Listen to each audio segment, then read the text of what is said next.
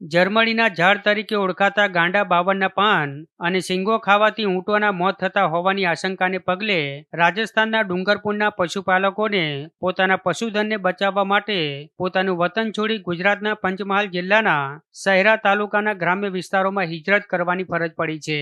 હાલ રાજસ્થાનના ડુંગરપુર જિલ્લાના સાગવાડાના પશુપાલકો નાના બચ્ચાઓ સહિત પોતાના 100 જેટલા ઊંટો સાથે શહેરા તાલુકાના અણિયા સહિતના ગ્રામ્ય વિસ્તારોના સીમ અને ખેતરોમાં ફરી રહ્યા છે, જ્યાં ઘાસચારો અને ઝાડપાન ખવડાવી તેઓ પોતાના ઊંટોને બચાવવાનો પ્રયાસ કરી રહ્યા છે.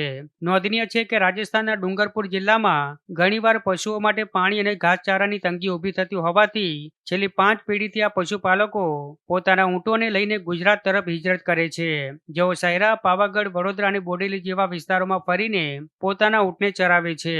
મહત્વનું છે કે દર વર્ષે આવતા પશુપાલકો શહેરા પંથકની અર્થવ્યવસ્થા સાથે વર્ષોથી જોડાયેલા છે, પરંતુ ઝેરી વનસ્પતિના કારણે આ વખતની હિજરત મજબૂરીમાંથી જન્મેલી હોવાથી વધુ કરુણ બની છે.